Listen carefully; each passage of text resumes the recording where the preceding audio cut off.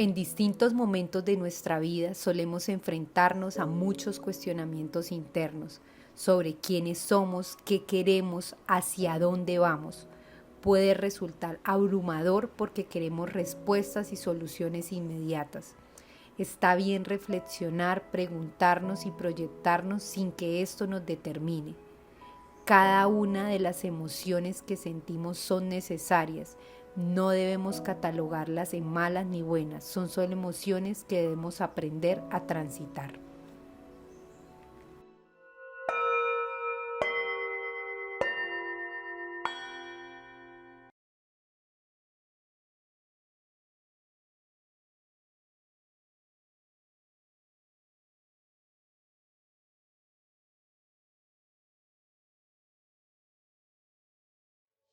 Bienvenidos a un episodio más, a una historia más de Blanco Negro, de historias reales para gente real.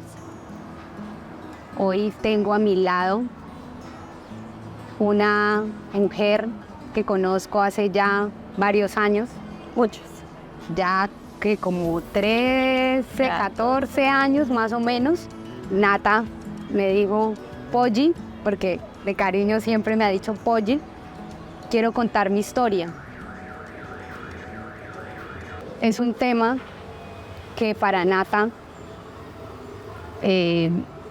ha atravesado un proceso porque fue un episodio de su vida bastante doloroso, con muchos matices, pero estoy totalmente convencida de que su historia va a llegar a muchas mujeres que quizás en este momento o en algún momento de su vida han sufrido de violencia sexual.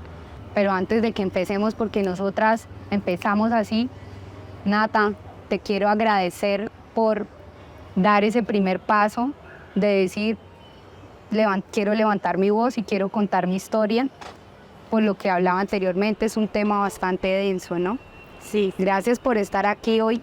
No, gracias a ti por abrirme el espacio. Realmente sí fue un proceso duro, fue un episodio de mi vida que partió mi vida en un antes y un después, pero para mí es como que estos momentos, estos espacios valen la pena.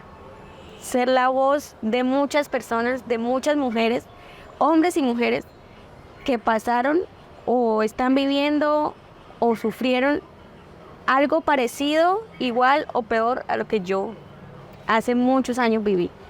Realmente uno no se alcanza a imaginar las cantidades de mujeres y de cifras que puedes encontrar que entre nosotras.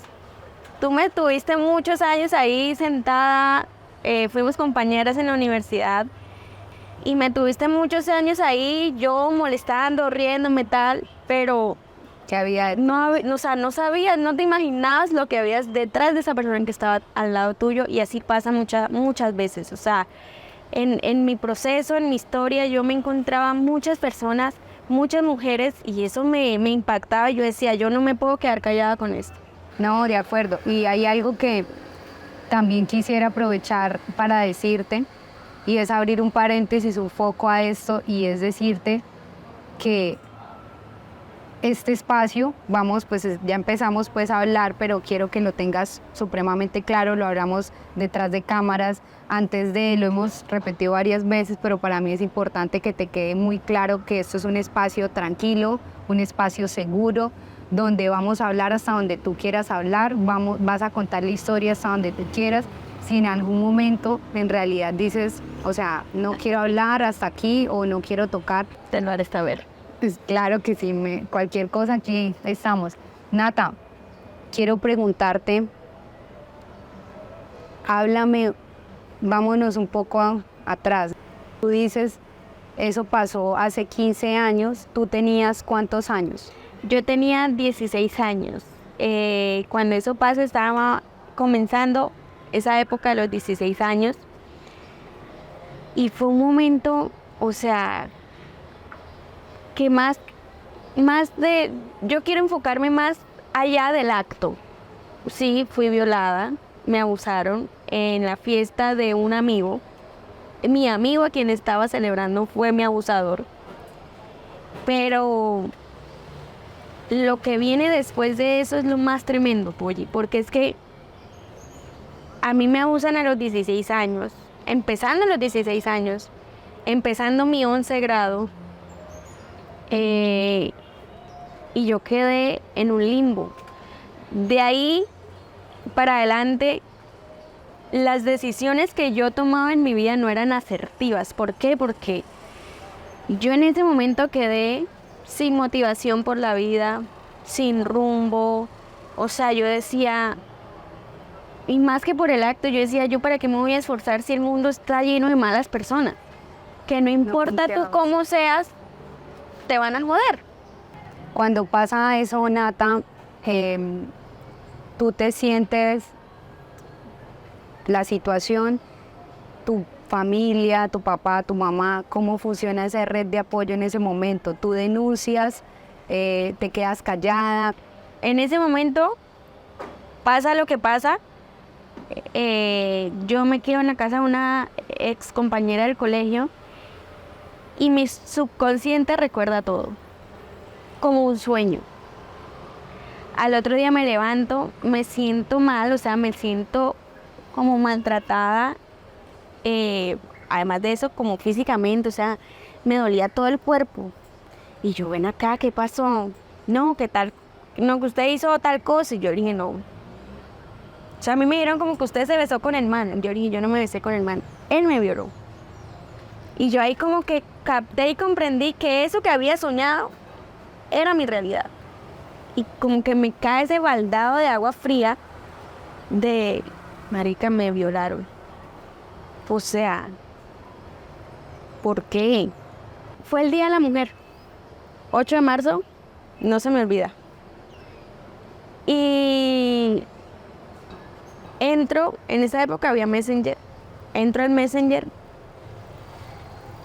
y eso, además de que te violan tu integridad física, violan tu integridad como mujer y como persona, porque eso voló.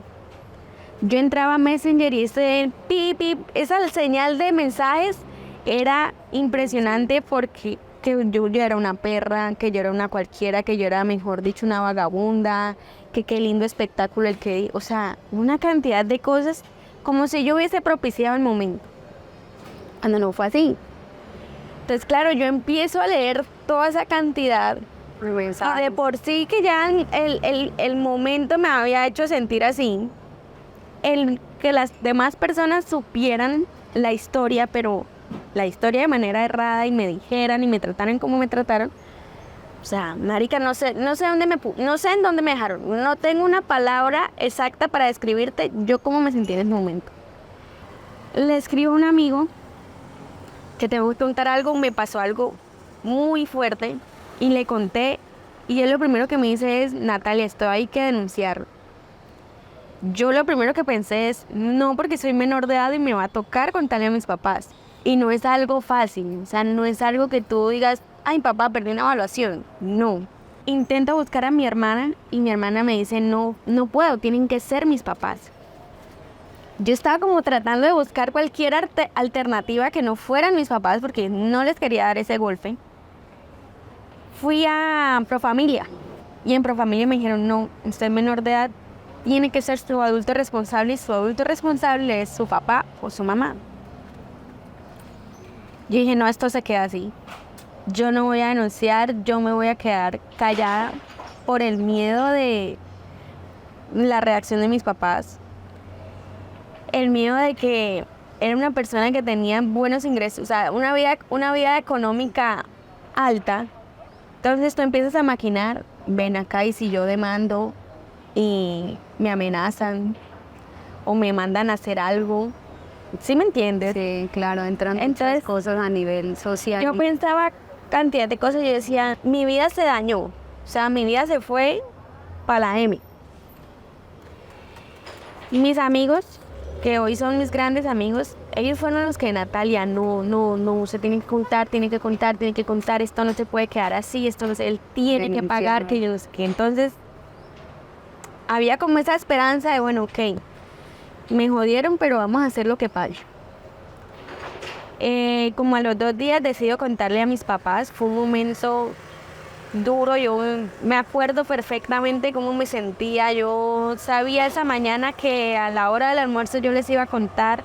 Estaba esperando a que mi papá llegara y mi papá llegó, o sea, las piernas no me daban, yo estaba muy nerviosa, muy angustiada. Mi mamá, obviamente, como mamá, ¿qué le pasó? Yo no, a mí tengo algo que contarles, pero estoy esperando que suba mi papá. Y mis papás imaginaron la noticia que uno puede dar a los 16 años. Está embarazada. Sí, sí. Y mi papá, ay, ya eso es que está embarazada. Y yo le dije, no, papi, eso no es. Cuando yo le digo a mi papi, eso no es, mi papá se queda como que, o sea, es grave porque obviamente un embarazo a los 16 años en el colegio es grave. Y él dijo, esto es muy grave. Y yo, miren, lo que pasa es que este fin de semana que pasó, yo les dije que iba para tal fiesta, pero yo no fui para esa fiesta, fui para esa otra fiesta y en esa otra fiesta me violaron. Mi papá se estaba llevando una cuchara de sopa a la boca, soltó la cuchara, la sopa se esparció, mi mamá se puso a llorar, yo me puse a llorar. Y ellos lo que hicieron fue abrazarme. Mis papás no son muy expresivos, no dijeron nada, pero ya el simple hecho de que me abrazaron Lo fue todo. Sí, o sea, me dijeron todo en ese abrazo. Yo dije, ya no estoy sola. Entonces yo le digo a mi papi, papi, quiero ir a poner la denuncia. Y mi papá me dice, vaya al colegio y vamos a mirar qué hacemos. Entonces yo me voy al colegio y en el colegio también fue duro, porque es que en el colegio 3 excompañeras fueron conmigo a esa fiesta. Y yo quería encontrar al culpable. Entonces yo llegué y yo fui el show de la tarde en ese colegio porque yo llegué y ustedes cómo permitieron eso, ustedes por qué no me cuidaron, yo no hubiese dejado que ustedes hubiesen hecho eso, si ustedes me ven mal, o sea, 1500 cosas les decía, pero porque yo quería buscar al culpable de eso que a mí me había pasado. Los profesores de esa tarde no entendían nada, yo era un mar de lágrimas. Y yo no les quería contar a nadie, o sea, a nadie. Y bueno, en la noche llego y mi papi me dice, mañana vamos a denunciar. Nos pasan a una oficina, bueno, cuenten la historia. Entonces mi papá empieza como a contar la historia a voz de él, lo que yo le conté. Y entonces pasan, bueno, ahora cuente usted su historia y empiezo a contar la historia. Y era como, o sea, tengo que revivir lo que acabo de vivir. Desde ahí yo sabía que Eso fue en medicina legal, no, en fiscalía. en fiscalía. Desde ahí yo supe y yo me hice la idea de no sé cuántas veces voy a tener que contar esto, pero esta no va a ser ni la primera ni la última. ¿Y cómo te tratan en fiscalía? En fiscalía, lo primero que me dicen es, usted tiene que estar completamente segura de la versión de su historia porque esto lo vamos a confrontar y si esto es mentira, la que va a terminar demandada es usted por injuria y calumnia. Todo lo que usted diga aquí tiene que ser bajo juramento. O sea, ellos estaban haciendo una entrevista de trabajo. El apoyo que tú esperas recibir, no lo recibes. La O sea, victimización todo el tiempo, ¿no? O sea, Tú esperas encontrar, tú eres mujer, te está entrevistando una mujer, tú esperas encontrar Empatía. empatía cero. No sé si allá de pronto les enseñarán a no vincularse, no sé, pero empatía no, cero, manejo desde el apoyo principio. cero. Nos dan la orden, bueno, tiene que irse ahora a medicina legal. En medicina legal, el médico lo primero que dice, ¿quién sabe qué se puso a hacer? Y por eso le pasó lo que le pasó. Entonces, ya yo me sentía culpable por ver a mi papá, por sentir que les causé ese daño a mis papás. Cuando ese médico me dice a mí, quién sabe qué hizo, y por eso que hizo, se ganó lo que se ganó, me programó enseguida, o sea, eso fue una cosa impresionante. Este es el trato que recibe una mujer violada. Ahí es donde va mi crítica también al sistema, ¿sí? O sea, por qué hacemos las cosas y más que son profesionales los que están ahí, ¿sí? Donde deben tener la empatía, tienen el conocimiento y diariamente, porque eso no es una situación aislada para ellos, porque es su trabajo, ¿sí? Y cómo hacen sentir a una persona, a un hombre, mujer de 16 años en ese momento. Te ayudan es a sentirte más culpable, a sentirte que tú te lo ganaste, que tú te lo buscaste y eso tienes que vivirlo y no te, o sea, yo era como que, yo trataba con ellos como de no, es que tal cosa, y ellos como que eran súper cortantes, como de que no, aquí no va a venir a contarnos su historia porque tal vez tienen miles de casos y ya no nos mueve la aguja. Entonces,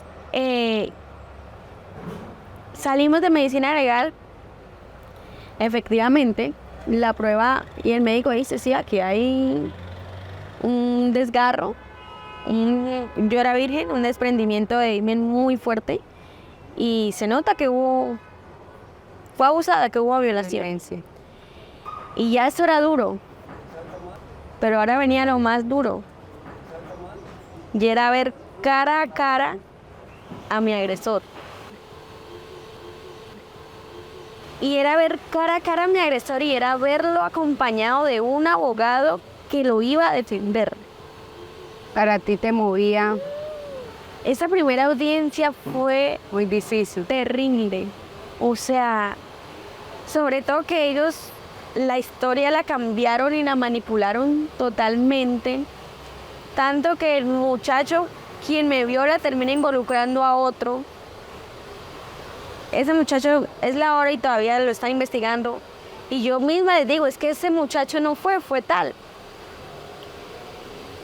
Y era escuchar, y entonces el abogado de él diciéndome en mi cara, es que fue usted. O sea, es que no, me acuerdo.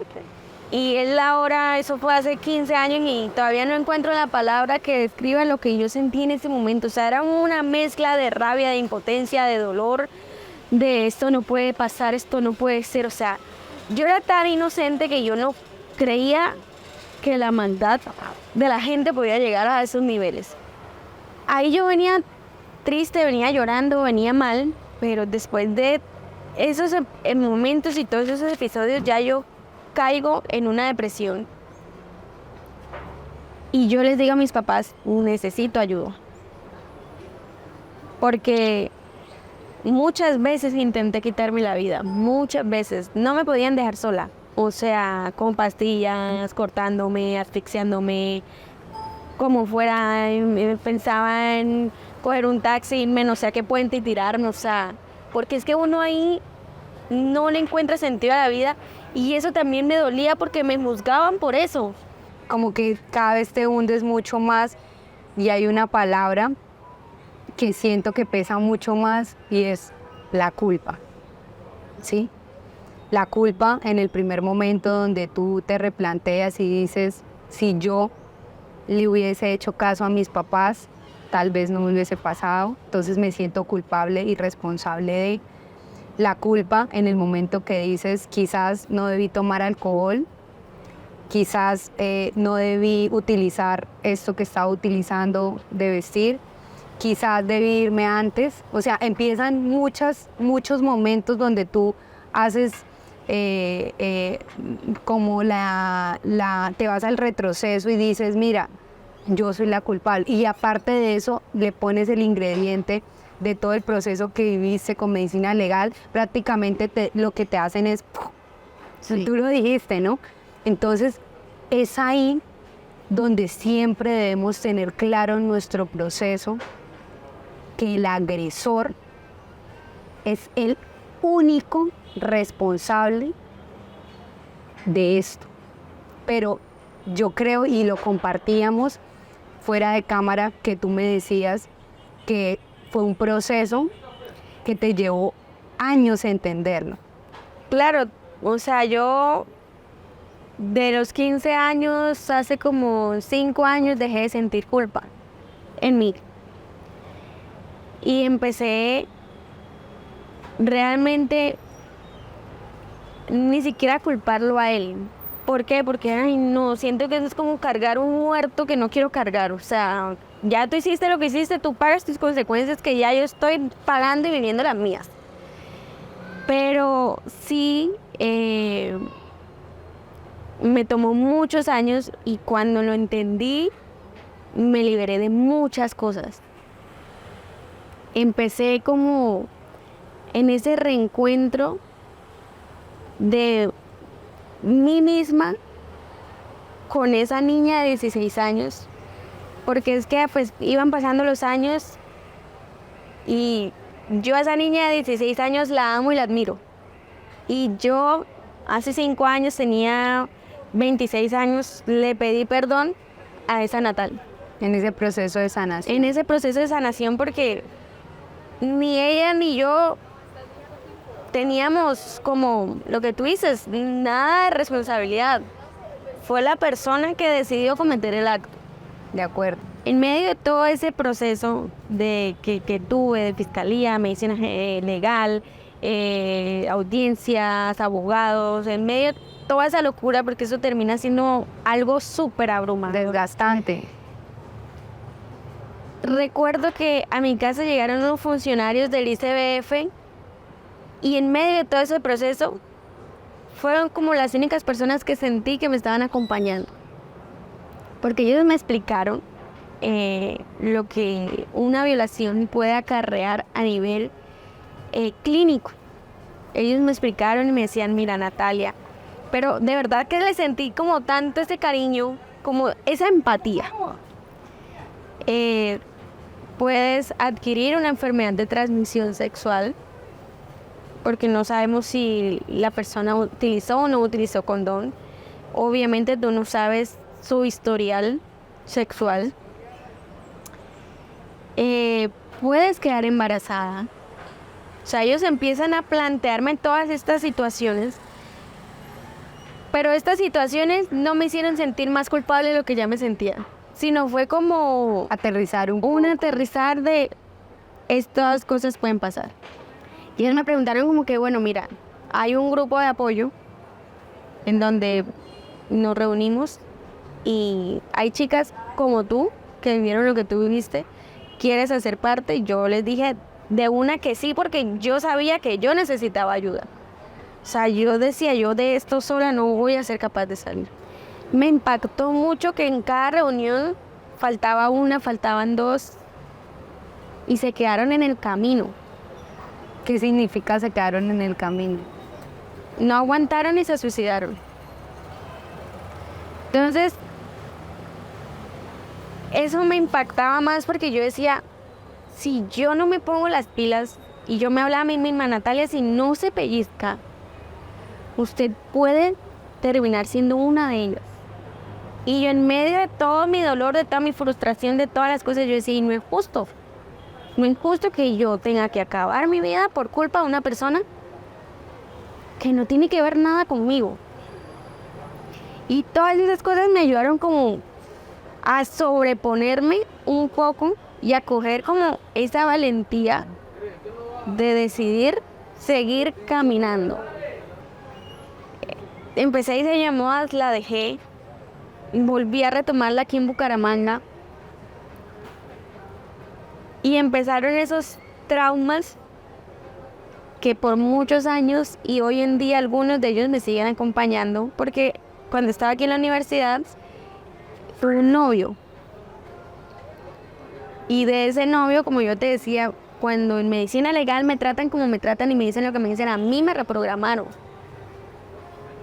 Y para mí, o sea, era una ganancia el yo sentirme querida por un hombre.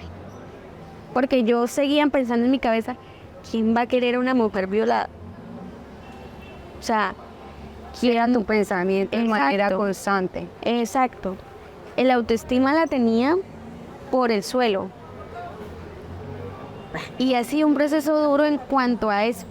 En cuanto a saber qué permites, qué no permites, qué recibes y qué no recibes de un hombre, de cualquier persona.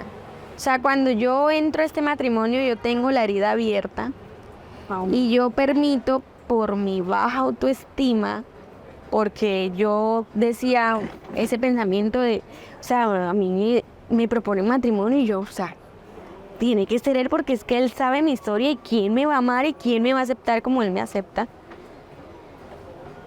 Sentías que, qué pena, sentías que nadie más podía quererte, amarte. O cogía esta oportunidad o no, o me quedaba, se me iba el bus. O sea, porque para mí el bus a los 16 años me había ido. O sea, mi sueño gigante era una familia. Yo decía, yo esto no lo voy a poder cumplir. También porque entra como ese miedo de si voy a hacerlo bien como mamá. O sea, mil y un cosas. Entonces entro a esta relación y por no saber lo que quiero, por no tener, porque es que también entro a esta relación de matrimonio muy joven y muy pronto. O sea, a mí me vieron a los 16, a los 19 años yo ya me estaba casando. Y yo les estoy hablando que duré 10 años sanando eso. Yo permito que esta pareja, este hombre, toque muchas veces la herida, la llaga. Pero yo lo permitía porque yo me decía, si no es él, no es nadie. Sí, persistías ahí. Sí, o sea, era como buscando ese amor que siempre anhelé. Como ese ideal de familia, como todas esas cosas. Hasta que fue pucha, o sea, yo desde el día que entendí eso, que fue en el 2020, en el año de la pandemia, Detonó. sí, o sea, la relación ya definitivamente se acaba. ¿Hubo un detonante? ¿Hubo alguna situación específica que tú dijeras, o sea, o fueron muchas cosas al tiempo? Fueron muchas cosas, fueron muchos puntos que se fueron uniendo y que ellos hicieron una cadeneta muy larga. El detonante es que este hombre me lleva a volver a tomar la decisión de acabar con mi vida en el 2020. Entonces, yo ahí hice un trato con Dios y yo le dije a Dios, Diosito, si esta va a ser mi vida constante de humillaciones, de que yo voy a intentar salir a flote y no me van a dejar, déjeme ir, porque no voy, o sea, y si no ahora lo voy a seguir intentando. Pero si usted tiene algo totalmente diferente para mí, y esto es parte de mi proceso, esto es parte de mi historia, yo de esto me voy a sobreponer como ya lo he hecho con otras cosas, déjeme vivir y sálveme. ¿Cómo? No sé, pero sálveme.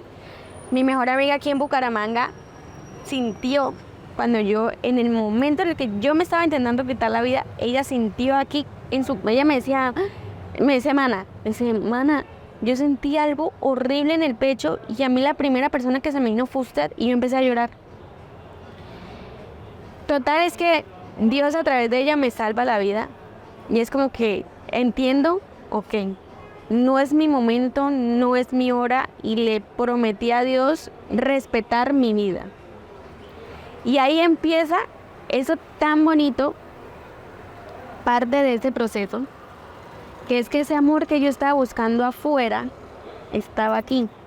Saco esta sonrisa porque es supremamente difícil llegar a eso. Es muy fácil, en teoría dicen, ámate, quiérete, no sé. Las frases de cajón. Las frases de cajón, pero llegar a ese nivel, mira, te lo digo personalmente, cuesta mucho. A mí me cuesta ir al hueco y volver a salir nuevamente. A mí me lo decían muchas veces y yo aprendí a amarme a mí misma en el 2020, hace 4 años, pero de años atrás a mí me decían, ay, el amor propio, y me hablan del amor propio, y yo decía, pero esa vaina, ¿cómo es? O sea, ¿cómo me puedo amar a mí misma? Y, o sea, mi manera de empezar a amarme a mí misma fue, tú me estás tocando la herida, no estás más en mi vida. Ir, como uno dice, ir sacando de esa ecuación a las personas que realmente no me hacen bien. Exacto. Así tenga algo, yo sienta que esa persona está bien en mi vida, tengo que pensar primero en mí, no me estás haciendo bien, te hago a un lado, sigo con mi vida. Y tomar esas decisiones también son bastante complejas. Yo empecé a verme como un jardín de flores. Y ahí estaban las flores que yo quería ver. Y si yo veía que había un chamizo, ¿ese chamizo quién es? Empezaba como a tratar de identificar para sacar y cortar y echar fuera. Cuando yo salgo de ese matrimonio, es que realmente, mira, y es una cosa impresionante, o sea, lo que no había logrado, eso fue en el 2020. A 2009, 11 años. Lo que yo no había logrado en 11 años, lo hice en meses. Y Dios, ahorita, o sea, amo mi vida con sus altos y sus bajos, porque la vida nunca va a ser color de rosa, la vida nunca va a ser perfecta. Plana, no es plana. Yo lo único que sería hasta aburrida. Sí. A mí no me gusta la monotonía. Yo sí le digo a Dios, váyame rotando los problemas, porque siempre matándome la cabeza por el mismo no aguanto. Rótemelo. Ahora sí. Es que varíeme la cara. Sí. Pero amo mi vida y amo lo que después de esa decisión del divorcio he logrado construir. Es como que esas dos Natalias se unieron y vamos a echar para adelante. Y hoy en día tengo una relación muy bonita, muy sana, muy madura. La bendición de tener a mis hijos. Que por cierto, por aquí están, ¿no? Sí. De estar logrando y estar construyendo y estar luchando por ese sueño de una familia funcional. Que tenemos nuestros roces, que tenemos nuestras diferencias, que tenemos todo entre mi pareja, entre mis hijos, entre ellos. O sea, eso es un acomodar de fichas. Y hoy a mis 31 años, y en este momento lo estoy haciendo, estoy mirando 15 años atrás a esa Natalia destruida, a esa Natalia que en ese momento perdió los colores de la vida, perdió la esperanza, y la luchó y la guerrió y soportó y recibió, y digo, valió la pena a todos. Hasta el día de hoy ha valido totalmente la pena. Me encanta esa frase, porque realmente reencontrarnos después de tanto tiempo también, y con ese mensaje tan claro, con el propósito tan claro, para mí significa mucho, y te hablo como amiga de la vida, como conocidas de tanto tiempo, porque muchas veces, y por eso está este espacio, muchas veces vemos a las personas, estudiamos juntas, parrandeamos de todo, pero realmente qué había detrás de, y por eso está este espacio, y que tú me cuentes al detalle cada uno de esos momentos, y nos cuentes a todos y a mí adelantes en cada uno de los momentos, episodios dolorosos, en las altas y bajas de tu vida, y hoy te sientes aquí y puedas decir, o sea, todo lo que pasó, o sea, me hace la mujer que soy hoy en día. Me repensé, reestructuré, hice proceso de sanación conmigo misma, y eso es el resultado a nivel, o sea, es un proceso que has hecho, y por eso hoy en día, una mamá full, o sea, súper entregada, una mamá que está velando. Entonces ya no va la preocupación solamente mía de decir, lo hago porque necesito la mejor versión para mis hijos, y un negocio totalmente exitoso en Santa Marta, ¿no? Un negocio totalmente exitoso en Santa Marta, que me encanta, fiel seguidora también. Entonces, Nata, porque Nata, de cariño le digo de cariño, sí. Me siento extraña cuando me dicen Nata. Cuando dice Nata, bueno, estás molesta conmigo. No, Nato. Muchas gracias por abrir tu historia, contarla tan al detalle, poder en ese momento poder revivir muchas cosas. Entonces, gracias. No, de verdad que a ti, como te lo dije al principio, yo sé que es duro, de verdad lo sé porque lo viví, como yo te decía, sé lo que es que a uno le tiemblen las piernas, sé lo que es estar muerta de miedo, sé lo que es tener ansiedad, sé lo que es tener depresión, no poder dormir, sentir que te ahogas, que las manos te sudan, o sea, sé cada una de esas cosas, pero sí se puede salir del hueco, sí podemos seguir adelante y sí podemos tener algo mejor por el simple hecho de que lo merecemos. Pero todo eso debemos empezar a creerlo desde aquí, porque yo entendí que la única persona que podía salvarme, soy full creyente a Dios y yo sé que sin la ayuda de Él no lo hubiese logrado, pero es que la única persona que podía hacer algo por mí misma era yo.